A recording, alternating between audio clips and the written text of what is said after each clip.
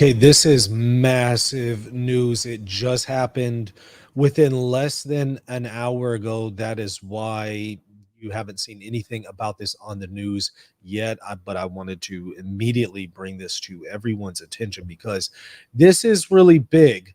The Pope has went ahead and promulgated the final synodal document as his own document.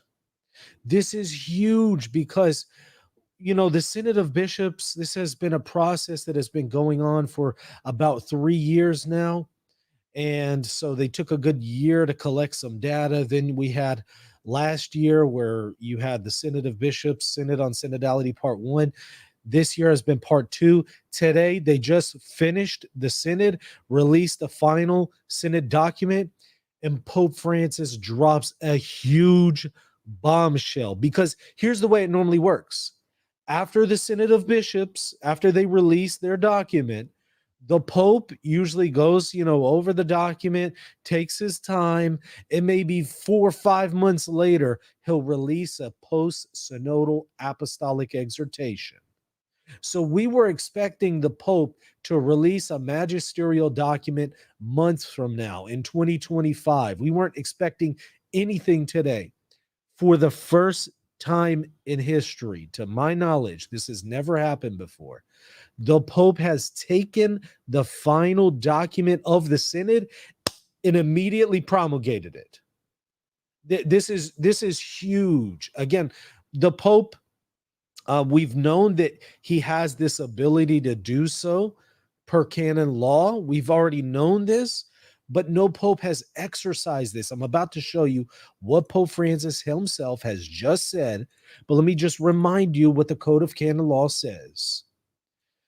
So it notes very, very clearly, it is not for the Synod of Bishops to discuss the questions for consideration and express its wishes. I'm sorry, it is for the Synod of Bishops to discuss the questions for consideration and express its wishes, but not to resolve them or issue decrees about them unless, there's that big unless there that I've often pointed to. In certain cases, the Roman pontiff has endowed it with deliberative power, in which case he ratifies the decisions of the Pope. Often popes have used ghostwriters whenever they promulgate a document.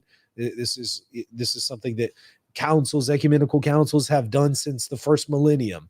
They'll have ghostwriters, this and that, and all kinds of people writing drafts for documents, and then maybe a council will come and promulgate the document with some minor adjustments. Or popes will often do this. That's kind of what he just did with the Synod document. He took that document that belongs to the Synod as just their final submission to give the Pope some consultation, and he takes that document, ratifies it, makes it his own. So he just made it, in other words, his magisterial document without creating some kind of separate post-synodal apostolic exhortation months after the fact. And he says he does this because he doesn't want people to have to wait around for some apostolic exhortation to come months later. He says, look, this document is already good enough to serve the purpose that I want to And so I'm taking this document, making it immediately available. This is it. So this is now authoritative. This has been approved by the Pope. Let me show you what he just said.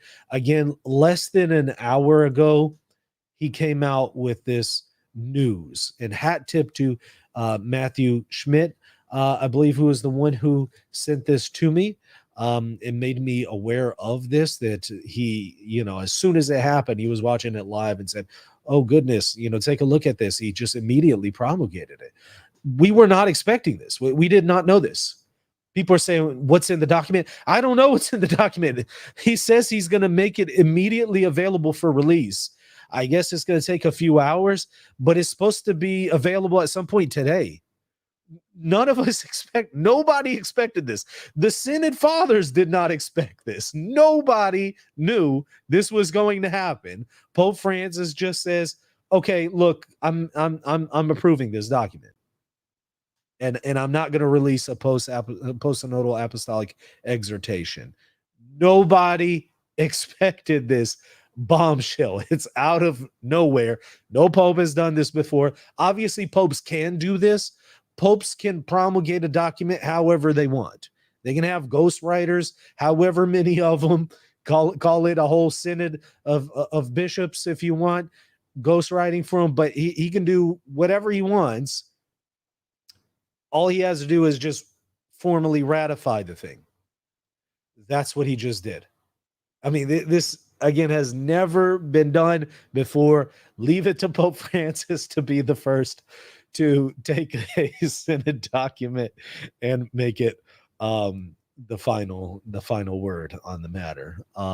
Wow, I was not expecting this. Let me make sure that you can hear the audio. We clipped out just the relevant part for y'all, so that you can see where he makes this announcement. Okay, here we go. And for this reason,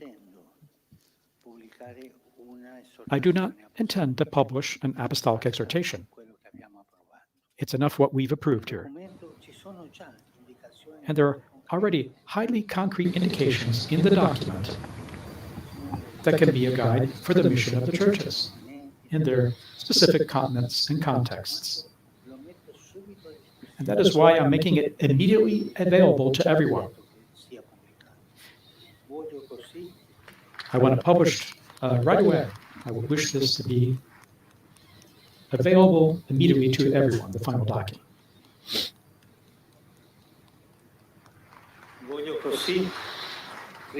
And in this way, I wish to recognize the value of the synodal journey accomplished, which, by means of this document, I hand over to the holy people of God.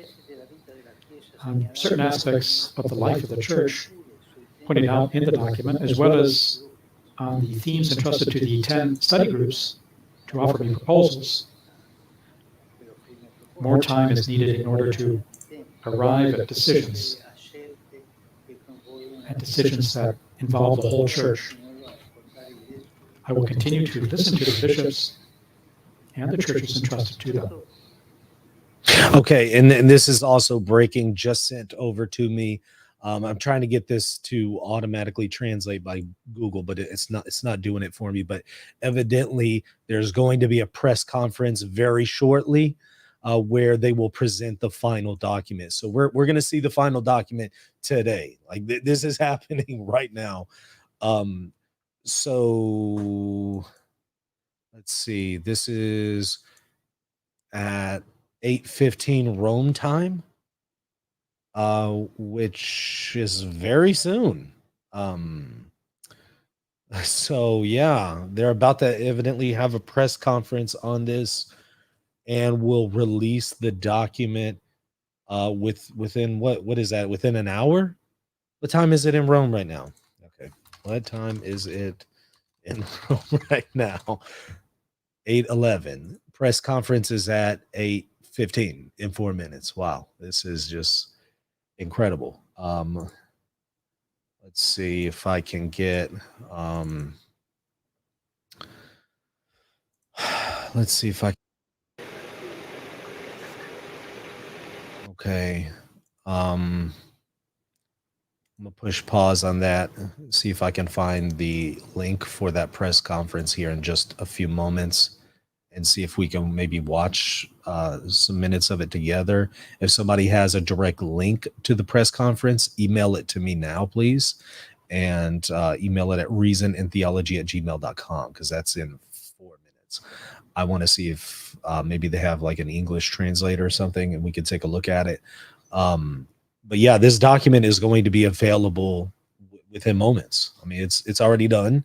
He says he's promulgated it. It's going to be made available for us to see today. This is wild. I don't think anybody expected this. I thought we wouldn't see the end of this until, maybe 4, 5, 6 months from now in 2025. All of a sudden we're finding out, no, this is it. I did put in the show notes for y'all Pope Francis's entire speech that you just saw that I gave a clip of. I put a link in the show notes to the whole speech, as well as Vatican News just briefly giving a summary of what he has said. And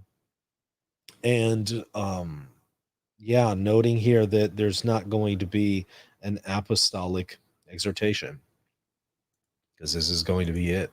I mean, this is wild.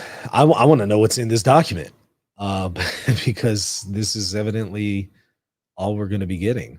Trying to see if I can get a stream link. Y'all can email that to me again, reasonandtheology@gmail.com. Since we're already live, I just want to go ahead and watch it with y'all, trying to see if maybe that press conference notification has a stream link. It just takes me to Vatican News's YouTube page. So I'm just going to Vatican Media. And so far, it's just this. I'll show it to you. St. Peter's Square right now is what they're showing me. I'm assuming it's this link that it's going to be streamed on, the press conference. Let me just mute it for now. But wow, was not expecting this. If it's going to be at a different link, y'all let me know. Okay, Matthew Schmidt is saying, yeah, I think it will be on that page. Yeah, I'm thinking so too, because when I go to that press conference link, the only thing on there is this YouTube page. So I think this is it. I'm looking for maybe a link to the document itself. If y'all see the Synod of Bishops website, maybe publish it, or if Vatican News publishes it. I mean, he says he's going to make it available immediately. So I'm on the Synod on Synodality's page right now. Atrocious artwork. I'm on there. Look at that. It's just so ridiculous, right? But I'm on their website. I see Francis's speech that he just gave.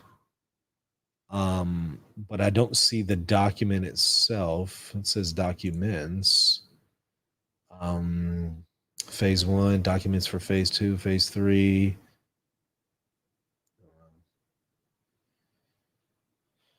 It's not on here yet.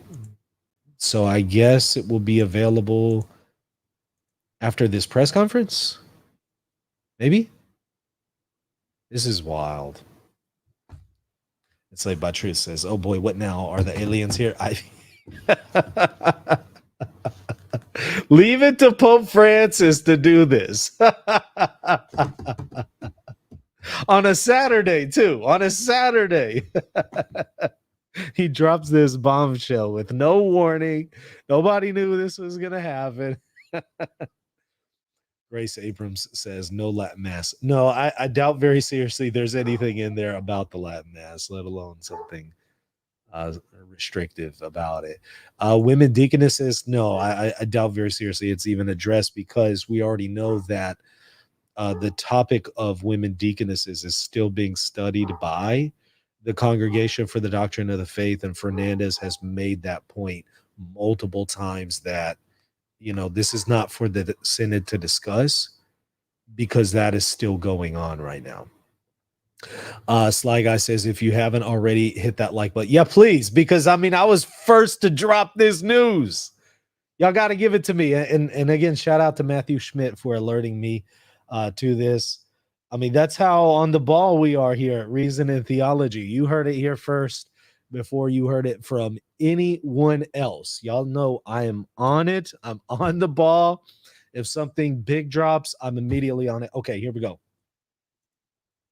Let's see. Come on. I guess it's going to come up here in a second. We're waiting. But y'all saw I was on the money here on it. So if you appreciate that, hey, show me that support by hitting the subscribe button. Maybe even consider becoming a patron, getting access to patron only content, either here on YouTube as a channel member or patreon.com/reason of theology. But hey, show me appreciation.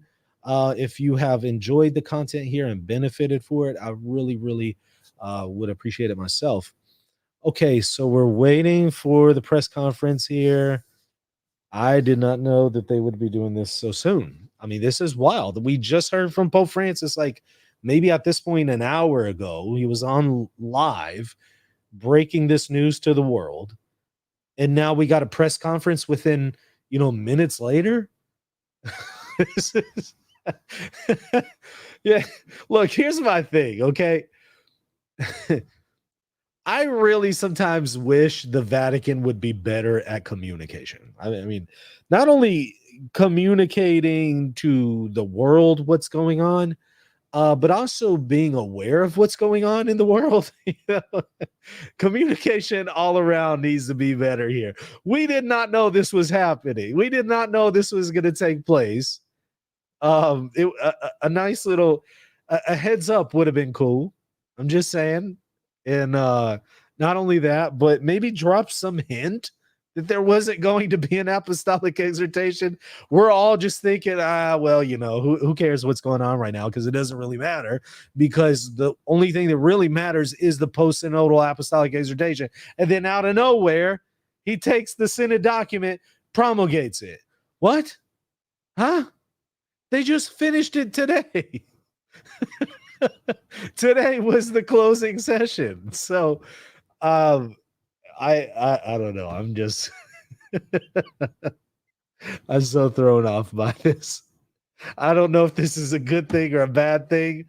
I guess I won't know until I see the Synod document. Then I can tell you if this is a good thing or if this is a bad thing. Until I see it, it's kind of hard to know, okay, should he have waited longer? Should he have taken more time to vet this thing, to vet the document, to think more about it, to modify it some? I don't know. Carolyn says this is the most Pope thing ever. It kind of is, right? I mean, it really is. And leave it to Pope Francis to be the one to do it. I can't deal. All right. Well, I guess they're just gonna keep showing us this logo here. So we're hanging out. We're waiting. So hang tight here.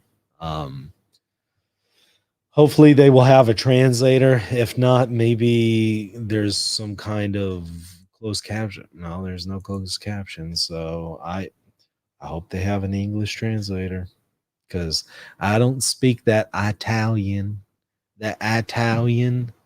Assuming it will be in Italian, or if it's Spanish. I don't speak that Spanish. Maybe I can get Stacy in here and she can translate for us, but I don't speak them languages. I just know my English, because this is America over here. We're in America, so I just speak English over here in America. So unless it's in English, I don't know if this is going to be very helpful to everybody. And Saved by Truth says bippity boppity. Yeah, we're waiting. Cactoid Jim, who had Pope Francis immediately promulgate Synod document on their 2024 bingo card. Someone you may know says, hey, what's going on? Pope Francis dropped a huge bombshell on us. That's what just happened. Okay, so I guess they're getting ready to announce this. I don't hear anything yet. I got it unmuted. Breaking in a fit of frustration, Pope Francis crumbles up the Synod document and links a video to... Buonasera a tutti, benvenuti, grazie di essere qua anche a quest'ora, siamo tutti molto contenti, siamo giunti alla fine di questa seconda sessione della 16ª Assemblea Generale del Sinodo dei Vescovi. Oggi abbiamo tanti ospiti, il Cardinale Mario Grech, segretario generale della Segreteria Generale, il Cardinale Jean-Claude Hollerich, relatore generale, la Suora Maria de los Dolores Palencia Gomez, che è presidente delegato, padre Giacomo Costa, segretario speciale, e anche Monsignor Riccardo Battocchio, segretario speciale, e il dottor Paolo Ruffini, che è il presidente della Commissione per l'informazione. A chi passo la parola su... Yeah, welcome to the conclusive sit-in too. Yeah. People are saying, what is the bombshell? The bombshell is that he is not going to release a post-synodal apostolic exhortation like we thought he was going to. Instead, he is going to release the Synod document itself as his final document. Some are saying, go to the English version. Is there an English version? Does somebody have that? Let me try to find it. Is there an English version? All I see is I'm on the English Vatican News, Vatican Media Live. I don't see an English version. If there is one, hey, feel free to email it to me, reasonandtheology@gmail.com. Non intendo pubblicare un'osservazione apostolica, perché basta quello che abbiamo approvato. Nel documento ci sono già indicazioni molto concrete che possono essere già di guida per la missione delle chiese. Praticamente dice che siamo già nella nuova fase, che è una fase sinodale, che continua. Un'altra cosa che volevo portare alla vostra attenzione, come stamattina il Vangelo è stato letto dal... I know enough Latin to follow a little bit here and there, but partecipato per tutta la durata del Sinodo. Anche questo è una cosa yeah, nuova. speak American. We need them speak American. Tutta la America. del Sinodo del Vescovo era Giuseppe Yang. Questa è un'altra cosa bella che How volevo does the Vatican not have sottolineare. closed Poi un'altra captioning? cosa, That's what I'm saying. se volete, che potevo dirvi in Carla says there's an English one. If there is, email it to me right now, reasonandtheology@gmail.com. individuali, quindi le proposte di Somebody emendamento says it's erano state muted. 1000. Okay, try it again. Lavoro che è stato fatto. If you have the English version, dalla email it to me right now, del reasonandtheology@gmail.com. documento della commissione che l'ha approvato e che poi I è don't stato see approvato any con emails questa coming through grande yet. maggioranza, oltre 2/3 che già avete i numeri. Okay, it's quindi on Vatican News che ve li dash riassuma, English. diciamo, Let's give it a shot. Vatican News dash English. English. Okay.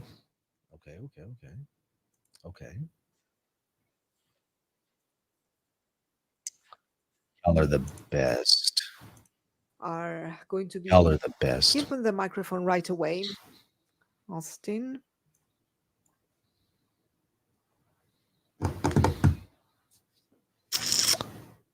Come on now. Speak that American.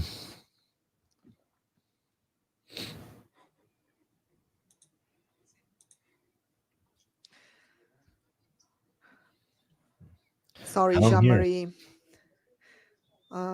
Sorry for taking you for Austin. 2 questions. The first concerning the nature of the role of guides. Number 16, women. What does this role mean? This role of guides in the parishes, in liturgy, of the castry. So what does it mean? And another question is on the fact that the Pope is not going to sign a post-synodal exhortation. So is this the beginning of a new era in his magisterium? Because usually when the Pope signs an exhortation, he places the seal over the synod. So does this open up a new way of for the church of saying this is a teaching of the church, even without the signature of the Pope? So to be, so to speak, so to be brief, this if anybody has the final document, send it to me. reasonandtheology@gmail.com. Email it to me as soon as you find it. Correctly, you were talking about the role of guides. So the role of leaders in the church is the role of the pastor par excellence, and naturally the pastor also has to be helped, and he shares his calling and his mission with presbyters and also with the laity. But then there are realities in which There are those who do not have the holy orders who participate in leading the church this year. I'm not going to tell you where, but I was in various dioceses where I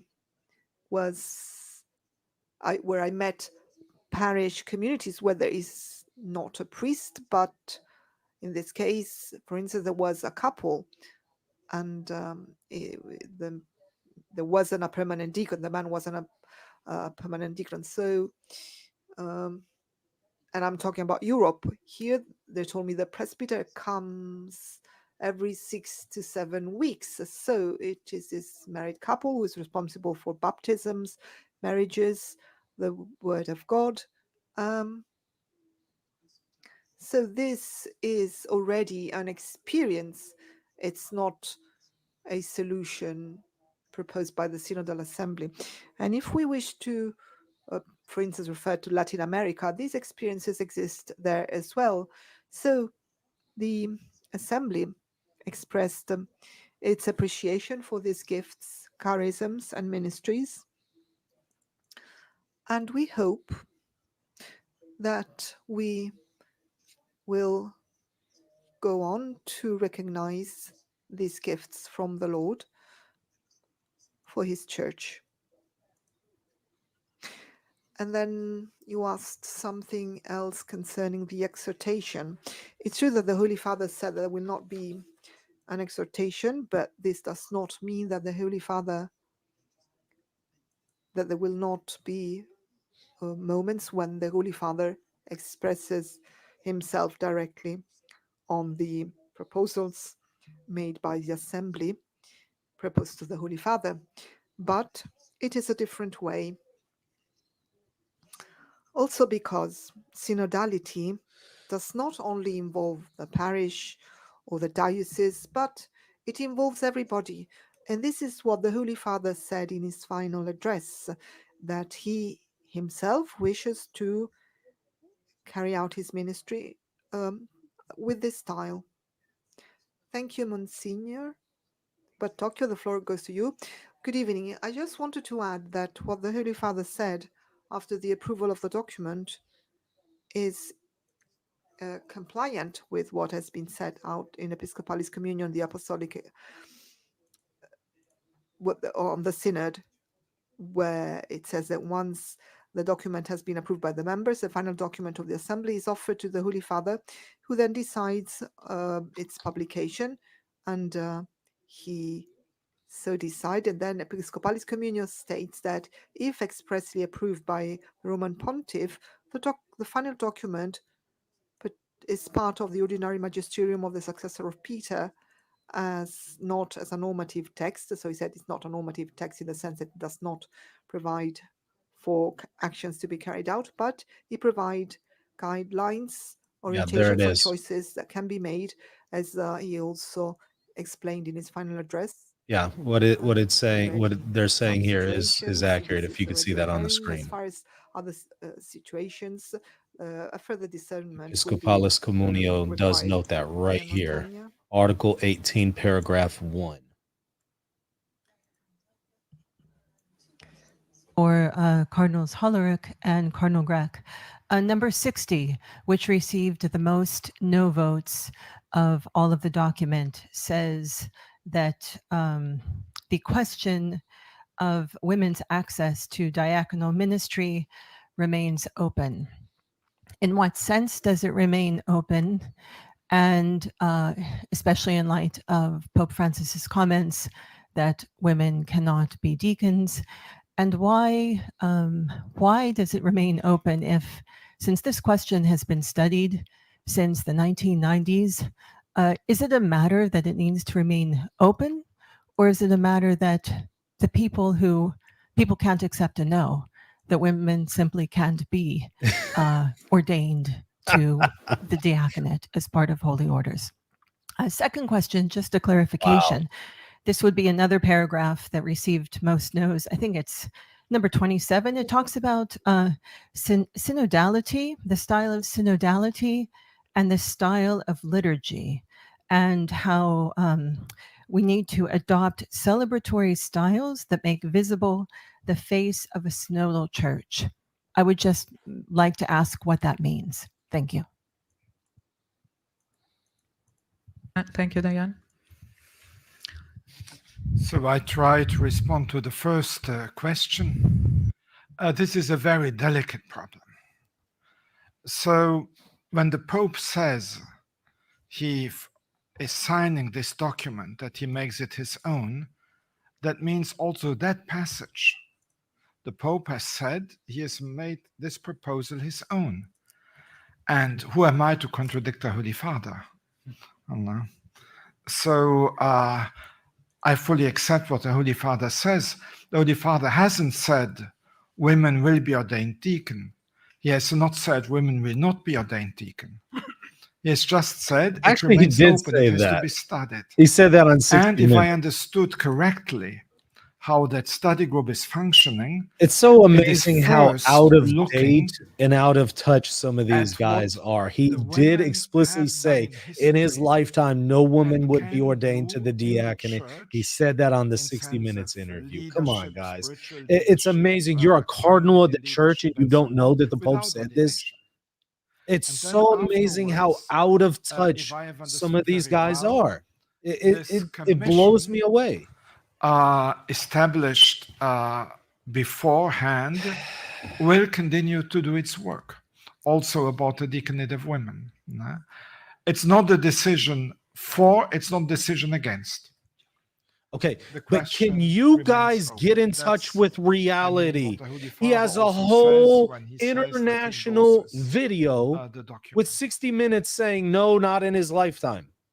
Can you at least now the be liturgy, aware that of this is a very stuff? general Some of these sentence. cardinals, I'm So telling you, many it's things could be amazing understood. how out of And touch it is they one are of these and how points out which of date they have to are. be discussed further. So we have a liturgy, the one of Paul VI, the Second Vatican Council. And of course, small things can always be changed, can be adapted. The fact is that many people have Thank you, written Matthew. at the beginning, when the Synod started in its first and second phase, that they had problems, that sometimes the liturgy did not speak to them. So we have to take it serious. It has to be seen, it has to be studied. It's no plan behind to do a revolution in liturgy. There is no plan to replace priests by laymen and laywomen. It's just how can it be a little bit more participatory? And you know, there are already differences in how the liturgy is, for instance, lived or acted in different translations. I have in my diocese a huge Portuguese-speaking population. So sometimes I say Mass in Portuguese. Sometimes I say also Mass for the Brazilians with a Brazilian Missale. And in the Brazilian Missale, there is a lot of participation during the prayer of the priest, the canon. People do acclamations. That could be, for instance, a participation. It's just an example. We had not this in mind. The sentence is general because it can only be general. It has to be seen. And it has to be seen in a synodal way. And I think that's what then the Pope means, that we have to try to see, and he will take the liberty to give norms afterwards when it's necessary. I hope I have answered, and I'm tired, so I might be a little bit saying strange things now. But it's not a big revolution which is planned in liturgy. No?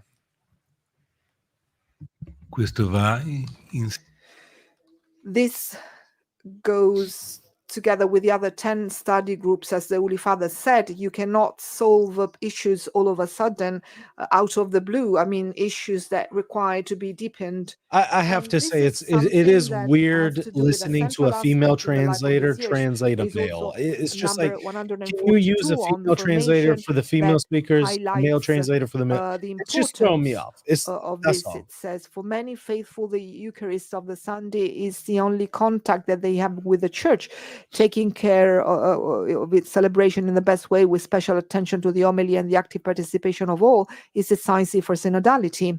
So it is a place where we learn, we live, and also symbolically we can understand a discourse that, as the Pope was saying, Y'all hit that in subscribe theory, button on a if you theoretical haven't level, does already. not Some are seem to asking touch what's going directly on. Quick to summary: involve Pope the Francis faithful, dropped a but huge then bombshell. when He's it is not lived, releasing it's an quite apostolic different because there are exhortation months communities from that now. together He can went live a ahead, missionary took the communion final document and of the proclaim the Synod gospel. that So was just this is released, the and he made that commitment magisterial that there per is deepening this theme that Episcopalis has Communio, paragraph resonated or Article very often, 18, not just during the paragraph 1. assembly, He but that can is do also that. something which He's the is first pope to lived ever do and that that. has been This lived has with never certain happened difficulties before, during the but assembly he has when the exercised that celebrations option. were It's corresponding to what we were immediately talking about, magisterial, and they has never been could done before. express it and make us visualize it. So the deepening, I think, will be added to the 10 study groups precisely because it's not something that you can decide in 5 minutes or that you can come to conclusions just very rapidly, but that is very much related to the heart and the life of the communities. Jacopo Scaramuzzi. Concerning these 10 groups, I wanted to ask you what we are to expect, in the sense that, from what I gather, many synodal mothers and fathers noticed that since the groups will conclude their work in June, it's a bit inconsistent that results do not get back to the assembly that has raised these issues last year and this year as well. So I don't know if already you believe that the results of the 10 groups will be reported to the assembly, and how the relationship between the assembly that ends today and the groups which end their groups their work in June, I mean, how they correlate. An example, and this is a sub question, paragraph 148 on seminaries says that there has to be a significant presence of female figures in the seminaries. Because this is a magisterial document, does this mean that the group that is studying the revision of Ratio Seminariale is now forced to follow a path that has been set out by this final document? Am I correct in what I've understood? Well, the current ratio establishes that there are many figures who participate in the formation and discernment for the candidates to the ordained ministry. The point is how, and also ensuring that the formation of the future ordained minister corresponds to a church that is journeying according to the path that is set out in this document today. So it is a matter of then understanding what happens in the various contexts, because one of the features of our journey is that consisting in paying attention to the fact that in the context, while maintaining communion, which is what makes us a church, we can live and realize things differently. I mean, it's nothing new, but there are many formative communities or seminaries where the participation of families and men and women who Some are saying I'm muted. Just to clarify again, this is now magisterial. This document is magisterial, first time in history. that this has been done, where a synod document has been made realized magisterial. also asking for the revision of But this the is a non-definitive and exercise of the in papal connection with the magisterium. 10 So groups this is not going to have anything ex on cathedra in it. 11th It's and not an 12th, infallible Father teaching, two other but the secondary teachings in it published. are considered First non-definitive of yet all, you will authoritative. see that in the So in other text words, there they're are binding on the many strong conscience. connections among all Catholics the are groups bound to that give religious submission of that intellect and will per were Lumen mentioned Gentium 25 sometimes. and a number of other documents, They including they've the been current profession of faith, paragraph 3. into themes that Um, were proposed by the assembly. So but I mean, it is the two not going parts to are be considered intertwined, and I think infallible that in also what the nature. Holy Father So said none of the is interesting documents, because none he of the said that on doctrines in some them topics are he irreformable wants to unless they listen were only already to all bishops, irreformable. You and know, so both of these if it systems. repeats something from So Nicaea I 1, don't Jesus think, is although I'm not consubstantial the with the one who Father, would say so, I don't obviously think that's already infallible, right? the results are There's going to nothing return to the new in assembly here because that they're is going to be considered given back to the irreformable or episcopal made see as a infallible. whole, and all But the it churches they is represent, the now, represent. as far Because as the remember document that itself, study group it is also authoritative, it is binding on the that conscience. giving a Religious submission of synodal intellect and will is to formation be given to it. is much more than just having women in the staff. Having women in the staff is just normal.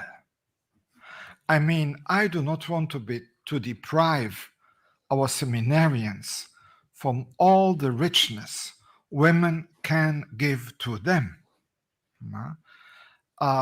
Women, as you know, are a little bit more than half of the world population. They are surely more than half of the church population.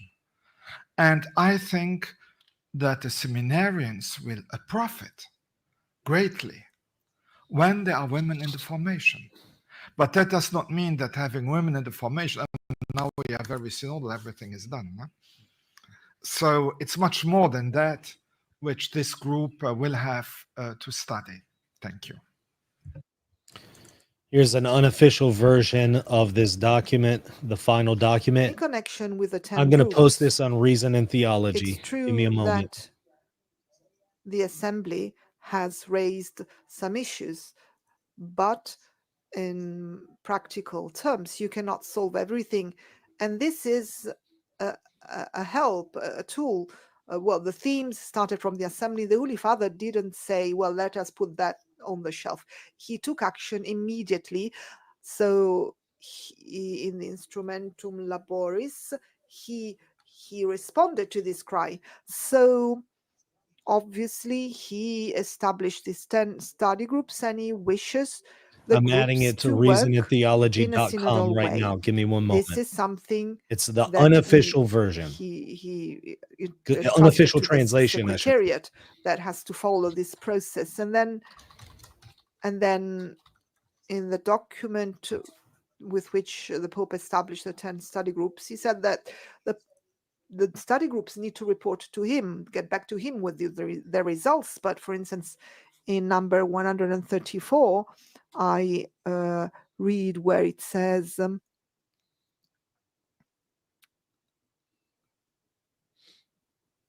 I'm about to publish the unofficial translation that of the final document as we no, speak. 135 actually. Reasonandtheology.com.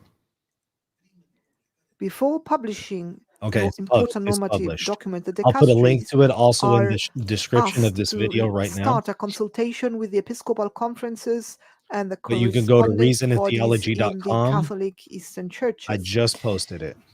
So in this synodal style, when we talk about episcopal conferences, we do not just mean the bishops, because there is no bishop unless he has a flock of people. A bishop I just added it to the listens description of this also within the video. There's a episcopal link to it, conference, and if he does reasonandtheology.com. so, he must listen to the voice of his entire people. So this is the direction Reasonandtheology.com. that Unofficial we translation are of trying to final help the synod church take. document. Go to it right now. The Pope said this is not a way just to hide things or to shelve them or to postpone decisions forever and ever. You set up a commission so that things get forgotten. No, this is not what these groups are about. So you have the text, but he says, concerning some aspects of the life of the church in the document, as well as in the topics that the 10 working groups are working on, it takes time to get to choices which will involve the entire church. I will continue to listen to the bishops and the churches that I've been trusted with. This is not the classical way to postpone decisions ad infinitum, but this corresponds to the synodal style. This is a text you have been given, so it contains an answer already in the words spoken by the Pope. Thank you. Let us go to Gomez, American Magazine. Oh, sorry. There was the sister. A very practical and concrete aspect in the dialogue that we had, the participants in the synod at a specific time, the different groups were asking us questions, and there was a synodal dialogue in order to provide different viewpoints concerning various themes. For instance, concerning the cry of the poor, there was an entire dialogue on this, so we were able to offer our opinions and our contributions. And then these aspects will be referred to on other dialogues to give a broader vision, to give a more complete contribution also to the Holy Father. And this has already occurred during the Synod, but these groups will continue to work this way. It's an actual way of working. So now the floor goes to Gomez and then Deborah Lubo, so we collect 2 questions. American Magazine. First, congratulations and thank you all for your hard work. We know how exhausting it has been for you. My question is for Cardinal Grech and Cardinal Hollerich. Throughout the Synod, we've heard over and over again that this is a journey, and a journey implies movement and progress. So I'm wondering if we look at this year's final document compared to the synthesis report from last year, can you point to 1 or 2 very specific proposals in this year's document that, in your opinion, would not have been possible to publish in last year's document?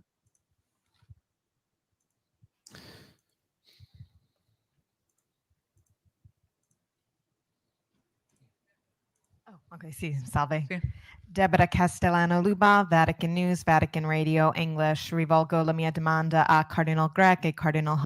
My question is for Cardinal Grech and Hollerich, or whomever wishes to answer.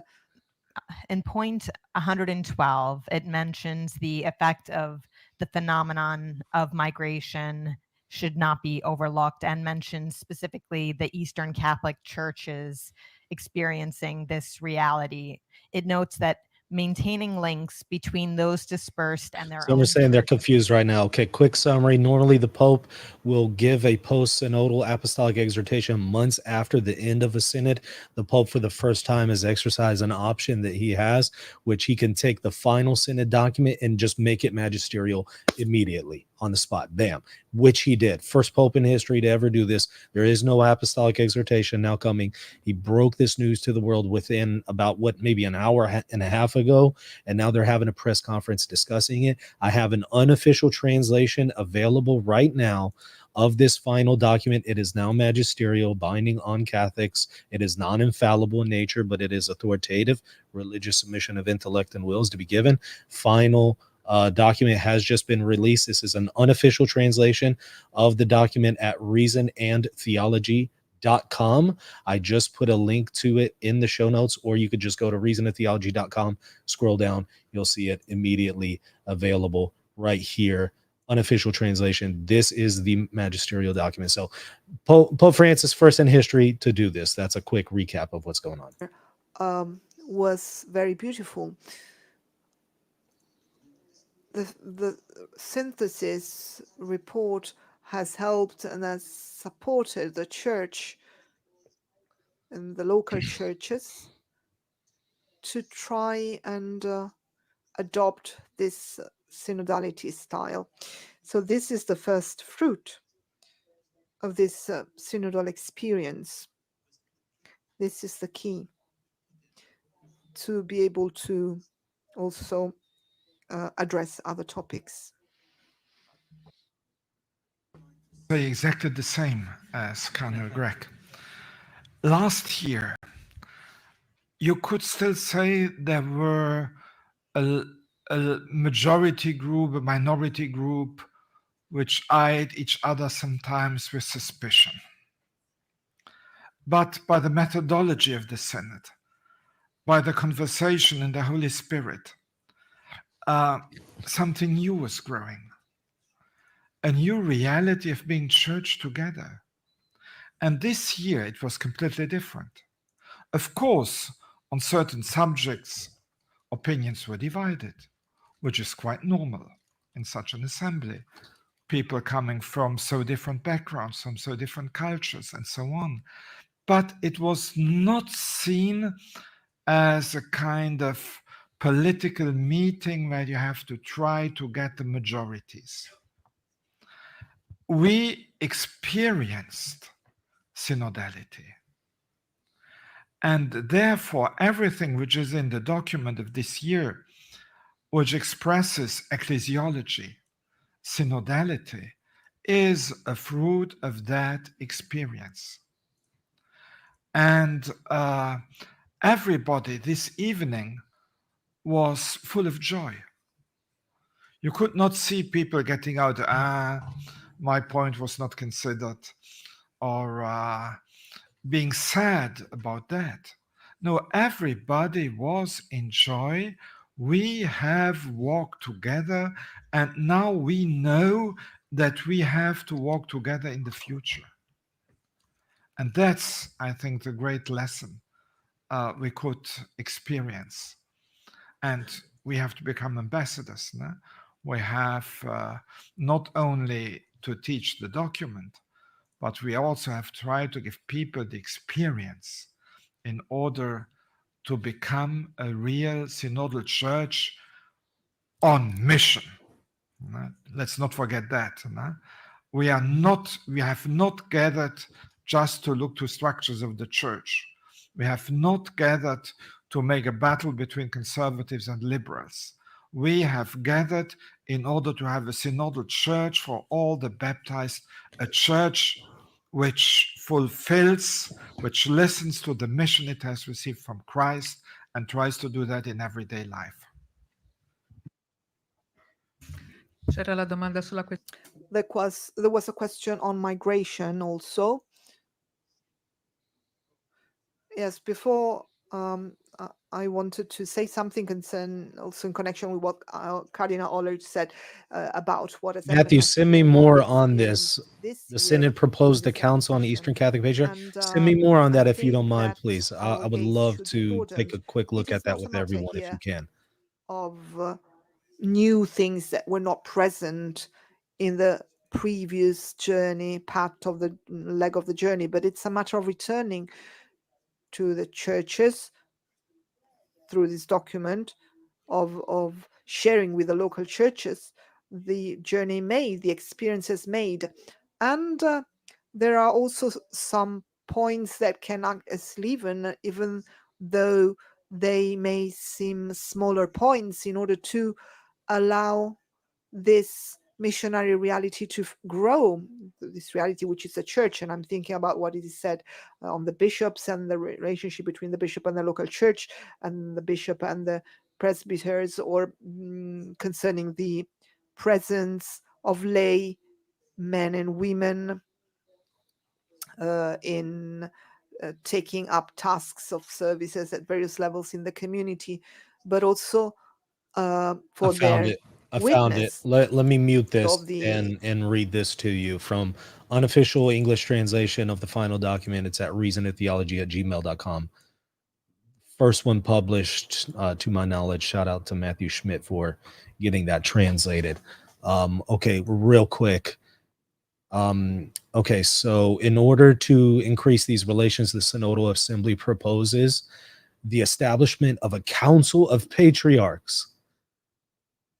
What? Major archbishops and metropolitans of the Eastern Catholic Churches presided over by the Pope. Wow. Wow. That would be, wow.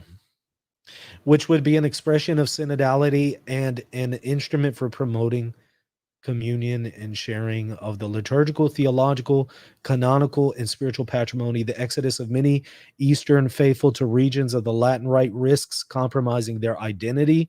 To address this situation, instruments and norms should be developed aimed at strengthening as much as possible the collaboration between the Latin Church and the Eastern Catholic Churches. The Synodal Assembly recommends sincere dialogue and fraternal collaboration between Latin and Eastern bishops in order to ensure better pastoral counsel for the Eastern faithful who do not have priests of their own right, and guarantee with proper autonomy the involvement of Eastern bishops and episcopal conferences. Finally, he proposes to the Holy Father to convoke a special synod to promote the consolidation and revival of the Eastern Catholic Churches. What?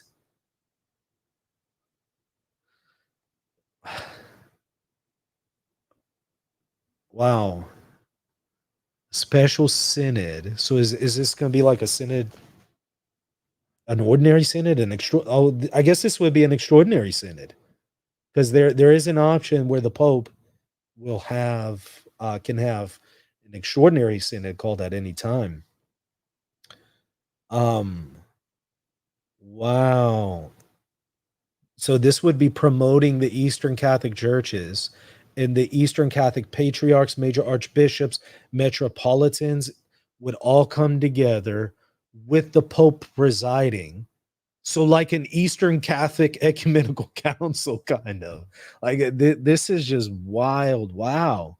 I'm not saying that's a bad thing. Honestly, this is a good thing as far as synodality, especially for Eastern Catholic churches. That's a win. If that happens, that's a win. That would be incredible. Okay, still finding out more on what's going on here. Let's try to get back to this real quick.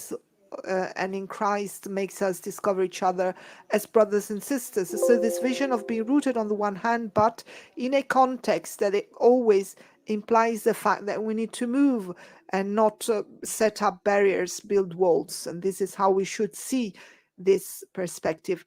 Another fundamental point is that of the Eastern Catholic churches. One of the most beautiful aspects, if I may say so, for the assembly was precisely the fact that we could delve, that we could get to know better or discover the Eastern Catholic churches, so their presence, their differences, and the fact that we This is a cannot big say win that the for Latin Eastern Church and the Catholicism, Catholic because Church it's are putting the more same thing. Eastern So we Catholicism cannot, more on the without map, identifying and the Catholic incorporating Church, the Eastern Catholic there is a churches great into the life richness. of the church There is a great much richness more. of This is a churches, huge not win for just Eastern rites, Catholicism. not From what I can see just on the surface, traditions, first blush, obviously this that is may brand new, so I haven't seen everything, sound and it's a very long document. unfamiliar, but in By the fact, way, it's the way in which nothing in the faith became document on incarnated and has women lived in deacons. I place. just So these checked. people I don't see are anything in the affected by document migration, and about people women become deacons. unrooted, Nothing. and Nothing. so they run the If risk there's of something in losing there, I their can't find it initial from a identity, keyword and also to search. find themselves in So places where some are saying look they at the prior do not paragraph feel at home 132. in their Okay, faith. So this let's phenomenon do of it. migration helps us As a guarantor understand of unity and how diversity, the our Bishop of Rome church is called upon ensures to that the change identity of Eastern from Catholic, let me small mute this for a moment, that the identity of the Eastern Catholic churches is safeguarded with respect for their centuries-old theological, canonical, liturgical, spiritual, and pastoral traditions. These churches have their own deliberative synodal structures, right? Okay. And finally, assemblies of hierarchs of different sui juris churches. As churches sui juris in full communion with the Bishop of Rome, they preserve their Eastern identity and their autonomy. In the context of synodality, it's opportune to revisit history together in order to heal the wounds of the past and to deepen the ways in which communion can be lived, which also involve an adaptation in relations between Eastern Catholic churches and the Roman Curia.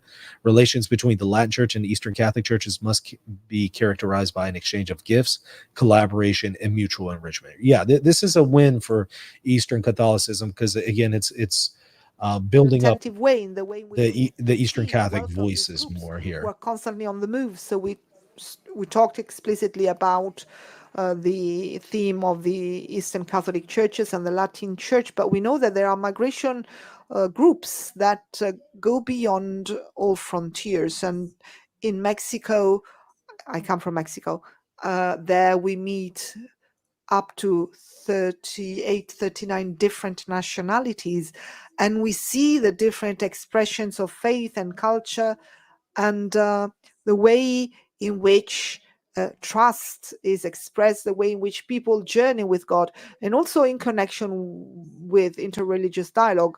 Migration flows concern people who come from different confessions, who belong to different confessions. So this is also a challenge that was very much discussed at the working groups during the Synod. And this opens up a new vision, a new way of assisting these human groups on the move. Thank you. This synod is the first time there have been non-bishop voters, female voters. Two questions. How likely is this structure of the synod that has been established, how likely is this to continue into the future? Could it be reversed? Secondly, could you see future synods with many more women voters to reflect this call for more women to have decision-making roles in the church? Allora, You talk about the Synod, right? But you realize that the Synod wasn't just something held during this month. This was just the Synod of the Bishops. Okay, so right here in the document, paragraph 60, no decision is made, which really is no news. We already knew this. The question of women's access to diaconal ministry also remains open. That's what we saw yesterday from Cardinal Fernandez. I did a show on that where Fernandez is saying they're still studying that question in light of the material I showed you yesterday.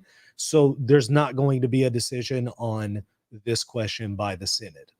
And that's what the document itself says. The question remains open. In other words, the Synod has nothing to do with that. The question is going to be judged by Pope Francis through the Dicastery for the Doctrine of the Faith, or by Pope Francis's successor.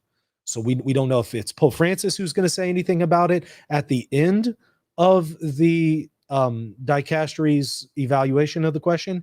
It could be that they evaluate it and they don't touch, he doesn't do anything about it. He has said himself that he does not intend to bring about the female diaconate, at least when it comes to any kind of sacramental question about it. He has been clear about that.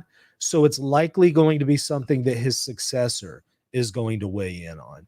I suspect Pope Francis is not going to do anything about it from what we have seen so far. But right there, you can see it, paragraph 60, the question remains open. In other words, those who were saying that the Synod on Synodality is going to bring back women deacons, you were wrong. As we all knew, you were wrong. There it is. You have to eat crow. All right, back to the conference. Breaking up the communion, opposing hierarchy to the lay faithful. It's not a matter of replacing one with the other. Now it's our task. Now it's the turn of the laity, of the priest. No, this is not what it is. We are asked, on the contrary, to exercise together, like in a symphony, in a composition that shared by all in the service to the mercy of God, according to the different ministries and charisms that the bishops should recognize and promote.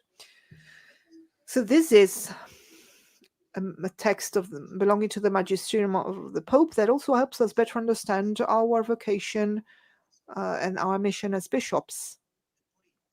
And then concerning the possibility of increasing the number of lay persons, well, why at the beginning as Secretariat, well, the Holy Father accepted that we should convoke 70 persons, precisely not to exceed the amount of 25%, in order to precisely respect the assembly as Synod of the Bishops.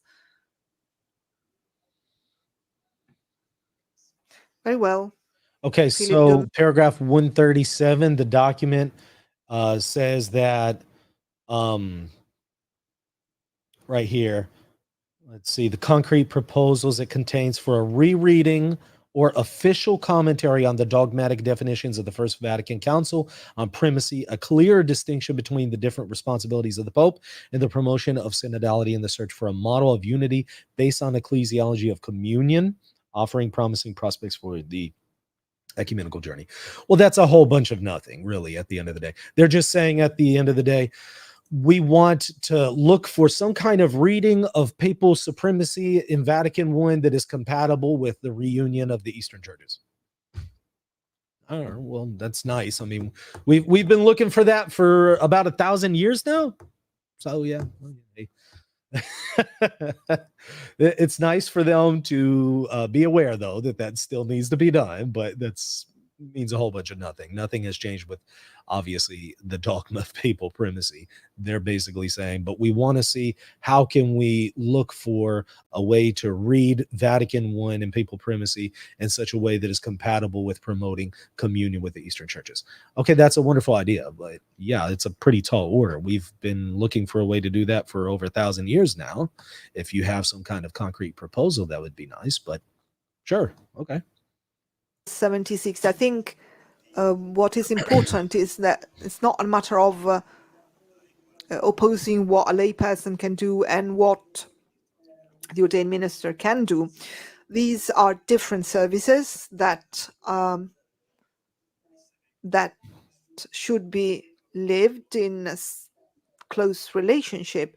So undoubtedly, there are situations in which the presence of lay faithful is also a presence of service in some specific situations, as in the case of funerals or assistance to marriages in some cases, in the Latin, from the perspective of Latin canon law. But we should not see these as... Let's take a quick look at the table of contents together.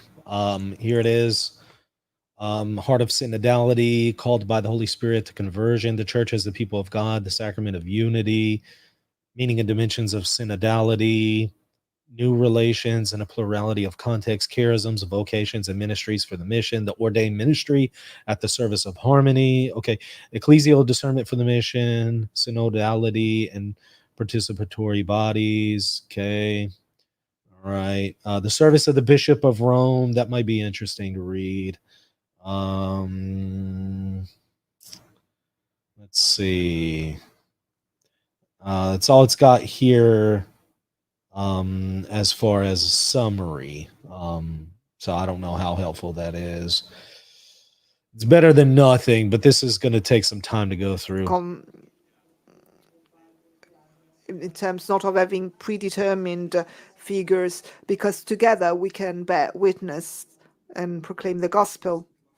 An answer to what you said, especially about secularized Europe, as I'm bishop of a very secularized country in Europe.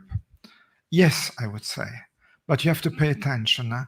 If you define the church just by a pyramid, hierarchy seen as a pyramid, of course you can't have a community when there is no priest. And what we did, and what many bishops did, we put all the parishes together and one priest being head for I don't know, 30, 40,000 people. Partly it's also due because you have not just... Someone asked, is there anything on the filioque? I didn't see anything in the keyword search on filioque or procession of the Spirit. So I don't see anything there. But when it is the case, when there is a community, then we should think, how can this community live the faith as church together? Of course, you will also have the Eucharist, because it belongs to our Catholic identity. No? There needs a priest from time to time to celebrate the Eucharist. But so many other things can be done by lay people. So, all right, I'm doing a keyword search here. Is there anything about LGBTQ? I'm doing a keyword search, LGBT. I'm not seeing anything. I doubt it will say gay, right? Homosexual. Yeah, I don't see anything. What about same sex? Nothing. Same sex, nothing. I don't see anything as far as a keyword search about anything, rainbow related. So if there's anything about Skittles in there, y'all let me know. Grazie. Thank you. Would you like to add something on the theme of the Ministry of Listening? Because the colleague had asked specifically something about this. Well, listening is a dimension in the life of the relationships that are part of the life of the church, and of course, in some cases, you need to promote also through figures who give who provide who attract the community to Nothing a on specific aliens. aspect in the life of the church. So Nothing on extraterrestrials. Either. churches could identify in specific contexts, for instance, a ministry of the accompaniment or listening, giving great. Nothing on the Latin Mass from what I've seen or Matthew has seen in looking through the document. Nothing on the question of the liturgy of 1962. So yeah, nothing on Skittles, nothing on LGBTQ stuff, nothing about Latin Mass, nothing about aliens. Somebody asked about aliens. Search Frocia Gene. Yeah. Nothing on pushing through women deaconesses. That question was completely ignored because the dicastery is going over it. So really there's nothing in here that was, everybody was telling us there's going to be just the whole world's going to change. They're going to just destroy the deposit of faith. I'm not seeing any of that. Where is it? Has anyone found anything? I know we just got it. It's at reasonandtheology.com. We just got an unofficial English translation. We're doing keyword searches here. Nothing that we were being told was going to be in there is actually in there. Nothing that has changed anything. Nothing. It was a huge nothing burger. There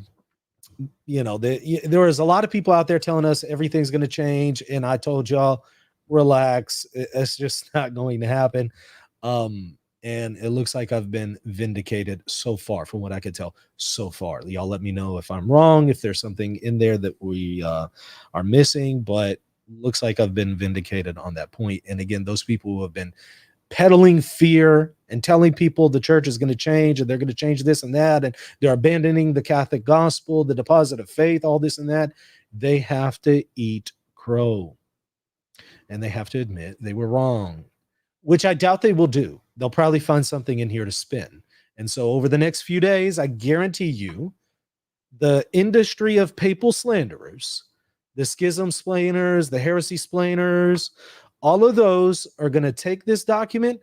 They're going to go over it with a fine-tooth comb, and they're going to look for something to complain about, and they're going to make a huge deal out of it. A huge deal. Mark my words. Guarantee it. I doubt very seriously they're going to say, guys, we were wrong. Guys, so sorry. We got you all riled up for nothing. Sorry, y'all. It's no big deal. Nothing burger. Guarantee they're not going to do that. Guarantee they're going to continue with the narrative about something in here is just destructive to the faith, and they're going to spin it. Just wait. They're going to spin it like a load of laundry. And this really, personally, gives me a lot of hope. You mentioned decentralization. I imagine that you have read 134, no? 134. What's 134? For the benefit of your colleagues. Il testo che ho in italiano. The text I have is in Italian. The reflection concerning the exercise of the Petrine ministry should be conducted from the standpoint of a healthy decentralization. In the formulation given by Predicate Evangelium, it implies to leave to the competence of the pastors the possibility of solving in the exercise of their own task as masters and pastors, the issues that they know well, but do not have an impact on the unity of doctrine, discipline, and communion in the church, always acting with that co-responsibility, which is the fruit and expression of that specific mysterium communionis, which is the church.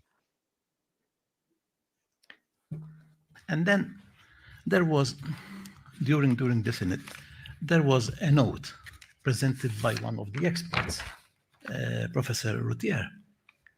It was published, no? And to have it.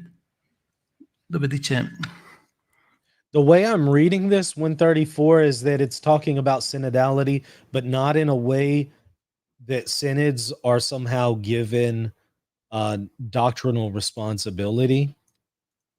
So not on questions that touch on the unity of doctrine and discipline and communion of the church. That's the way I'm reading it first blush.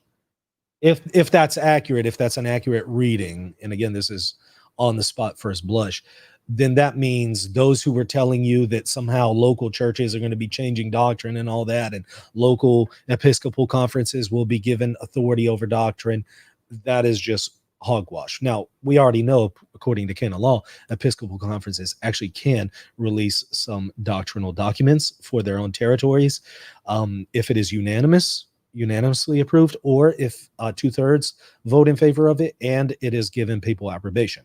So that's actually already in canon law. The question was, were they going to be given more doctrinal responsibility for their territories?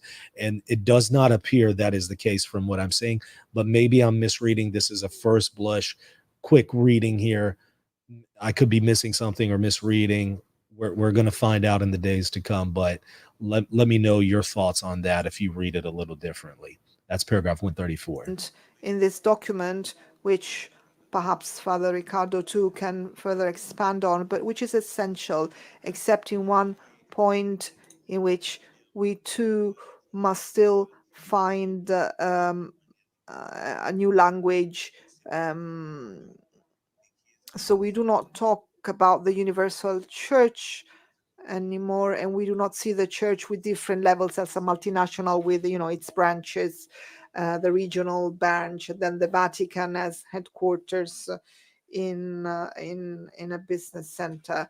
It's a communion of churches, so it's a church which is a communion of churches that together journey and live. So speaking about the entire church is what we want, not the universal church as if it were something different compared with the local church. It's a group. Yeah, hit that like button and subscribe button, y'all. I was the first one to break this news before any of the major news outlets said a word. You heard it first on Reason and Theology. Pope Francis is not going to release an apostolic exhortation. He has made the synodal document, the final synodal document, magisterial. I just published an unofficial English translation at reasonandtheology.com. If y'all appreciate how we're on top of it over here with RNT, please hit that subscribe button. Show your appreciation. No, I'm not.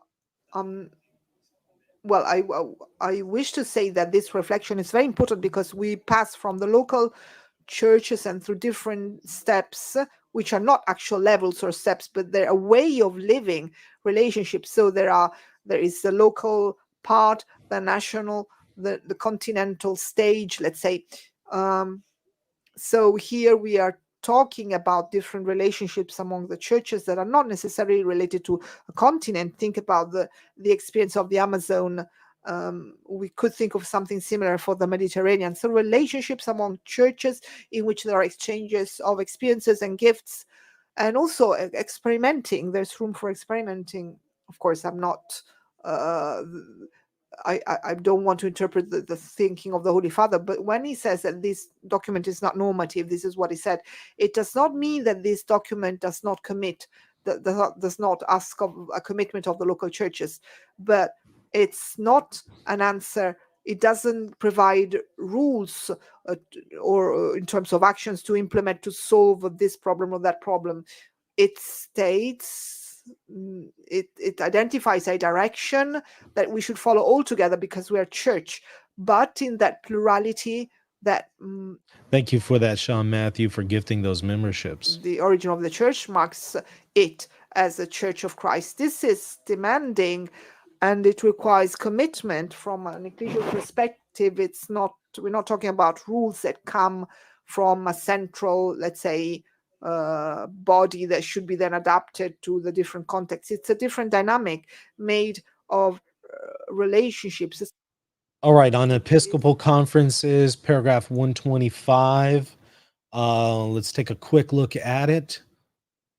Episcopal conferences express and implement the collegiality of bishops in order to foster communion between the churches and respond more effectively to the needs of pastoral life.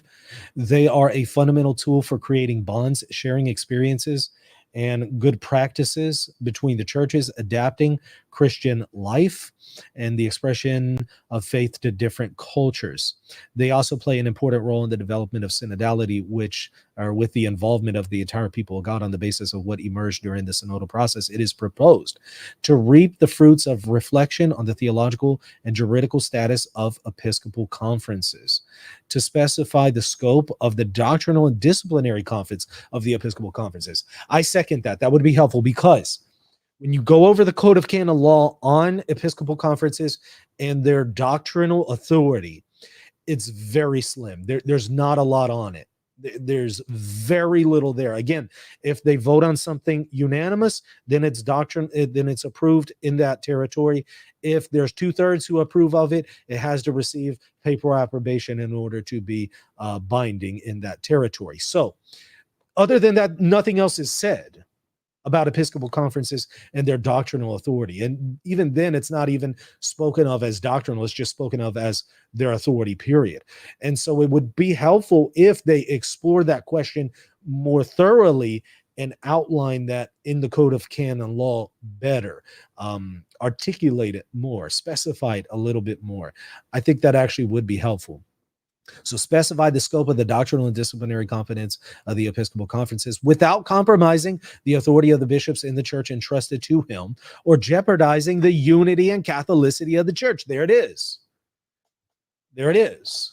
You know, people were freaking out. Oh, episcopal conferences, they're going to have doctrinal authority over here. And so they're going to come up with a faith over here that's going to break the Catholicity of the church. No, it explicitly says that's not going to happen. Not in a way that jeopardizes the unity and Catholicity of the church. There it is. So your Cardinal Zinn, Bishop Strickland, who were telling you the Catholic Church will cease to be the Catholic Church, a heretical notion if you've ever heard of one. I don't know how they even entertained such a heresy. But Cardinal Zinn, who is saying if they adopt this, the Catholic Church will cease to be the Catholic Church, that's been shut down. That's been shut down. So all that fear-mongering for nothing from Cardinal Zinn, your Bishop Stricklands, and others of the world. For nothing. The collegial exercise of this competence can foster the authentic teaching of the one faith in an appropriate and encultured way in different contexts, identifying the appropriate liturgical, catechetical, disciplinary, pastoral, theological, and spiritual expressions. Okay. Nothing new there. To evaluate the experience of the real functioning of the episcopal conferences, of the relations between the episcopates and with the Holy See, in order to identify the concrete reforms to be implemented, to ensure that all dioceses are part of an ecclesiastical province and an episcopal conference, to specify the ecclesial bonds that the decisions taken by an episcopal conference generate with respect to its own diocese for each bishop who has participated in those same decisions. Okay, so there it is. There it is. Again, all of those people selling you fear and selling you the notion that somehow they're going to change everything didn't happen. Didn't happen.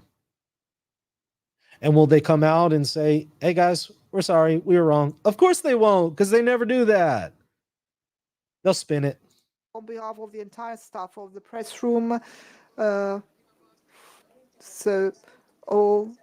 we all wish to thank you, because this was an extraordinary teamwork that lasted for a whole month. So thank you again to you, journalists who follow us and who we are here for you, and thanks to you. Thank you.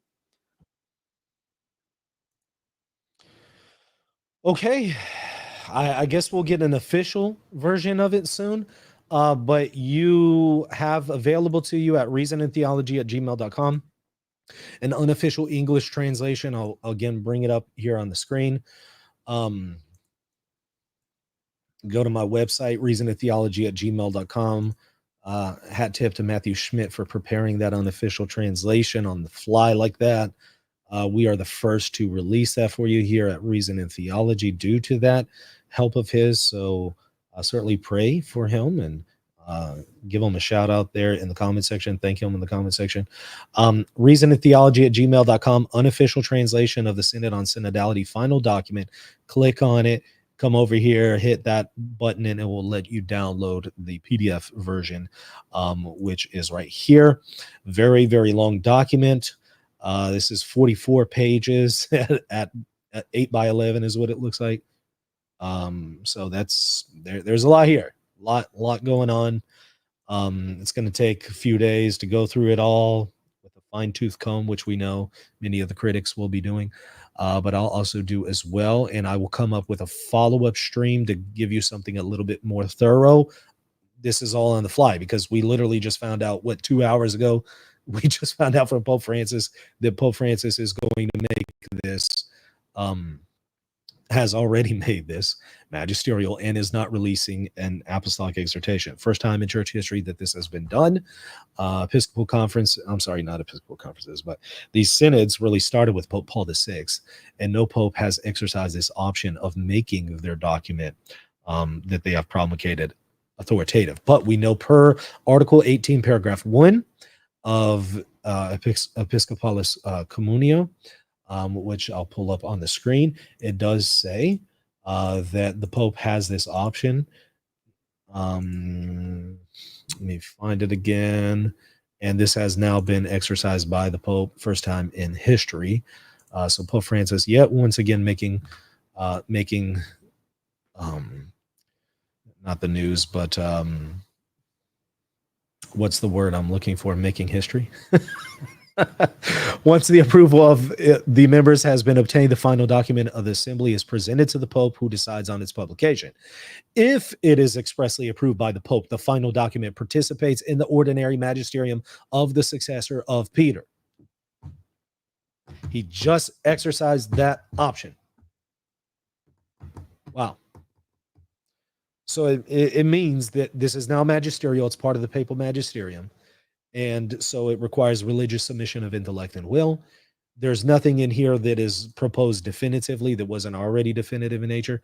So there's like no new infallible doctrines or something like that. Everything in here is promulgated magisterially. So it's authoritative, but non-definitive in nature. So it's like your average papal encyclical, right? Your average papal encyclical, authoritative yet non-definitive. It's effectively no different. Now, it is on a, you might argue, lower level than a papal encyclical, because when we speak of the ordinary papal magisterium, obviously there are degrees of authority. So the higher that authority exercised by the Pope, the more religious submission of intellect and will is owed. There are degrees to religious submission of intellect and will. It's probably on the lower end of the scale, since this was a synodal document promoted or written by the Synod Fathers, and then now made part of the papal magisterium. This is where dissenters say ordinary magisterium isn't binding. Yeah, that's funny, because you look at the majority of doctrines by popes in the papal magisterium, and they would meet that they would meet the category of non-definitive, and yet they would still all be binding. How do we know that? Well, number one, paragraph 3 of the Profession of Faith. Number 2, Lumen Gentium 25. Number 3, Dona Veritatis. Paragraph 18, we'll note that for the dicasteries, and then I think it's 17, maybe somewhere around there. It'll note that for the papal magisterium. Also, if you look at Humani Generis, what was that, 1950 by Pius XII, he notes that about papal encyclicals. So yes, they are authoritative. Yeah, Dona Veritatis 17 and 23. Thank you for checking that for me. So those are just a few magisterial documents offhand that I can tell you where it is binding. It's binding in a non-definitive fashion. It is reformable in that nature, but it is still binding on the conscience, i.e. religious submission of intellect and will is called. So now he took a document that was not magisterial, made it magisterial, which, I mean, he can obviously do. There's nothing, Jesus doesn't tell Peter, here's how you promulgate, a magisterial document. Here's how it has to be.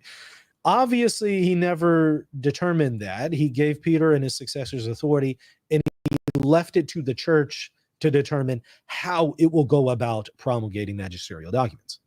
A pope can, frankly, he could promulgate a magisterial document by taking a box of crayons, taking a blank sheet of paper, and writing something and saying, this is I'm making this the next papal encyclical. He can do that if he wants. Now, it would be kind of foolish to exercise the papal ministry in such a fashion. He could do that. I doubt any pope ever will, but he could, because there's no predetermined way that he has to do it. He can decide that for himself. This is part of papal supremacy. He can determine the mode in which he teaches. So the Pope has decided per Episcopalis Communio that he can take a final synod document and he can make it magisterial, which he just did.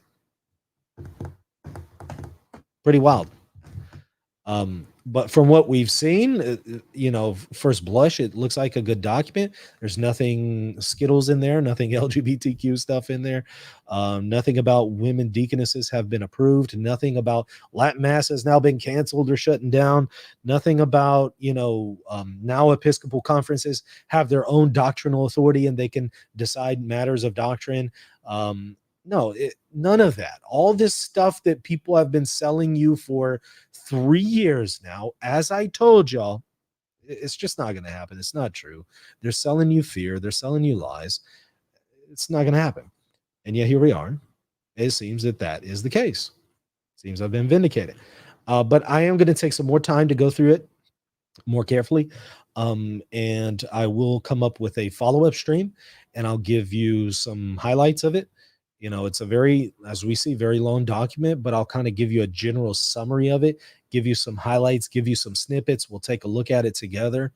And we'll go over anything in there that is good, bad, ugly, you name it. We'll go over it. So stay tuned for another show on that where I've had a chance to go through it. Feel free to submit to me anything in there that you think might be of interest. You can email it to me at reasonandtheology@gmail.com and I'll take a look. But obviously I haven't had time to do that yet since this just dropped within an hour. So stay tuned for more on that, more coming soon. Those of y'all just now tuning in, this was the first media outlet to release this information.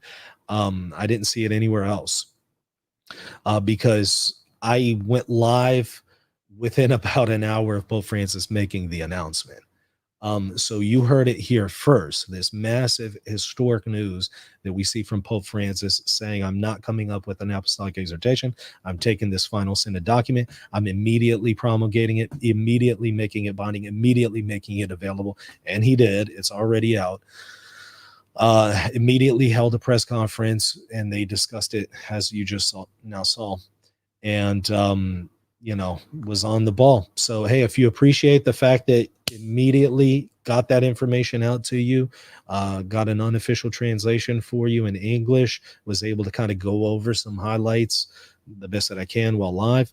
If you appreciate that, please hit that subscribe button and please consider supporting me at patreon.com/reason and theology, where you'll get access to plenty of extra content. Depending on what level you join, you'll also get access to various courses that I have on the ecumenical councils. I will have a new course coming up soon for patrons on the magisterium, so stay tuned for that. I have some other courses on logical fallacies and apologetics available for patrons at particular levels, so certainly check that out there. Or if you don't want to do Patreon, same thing at Locals, reasonandtheology.locals.com, or you can become a channel member right here on YouTube, get access to the same patron-only content. So if you prefer YouTube's patron channel membership more than Patreon, that's fine. Or if you prefer Patreon more, great. You'll get access to the same exclusive content either platform. So it's up to you which one you prefer to do, but certainly check that out and consider supporting the channel. Okay, more coming soon on this, so stay tuned. All right, see y'all later. God bless.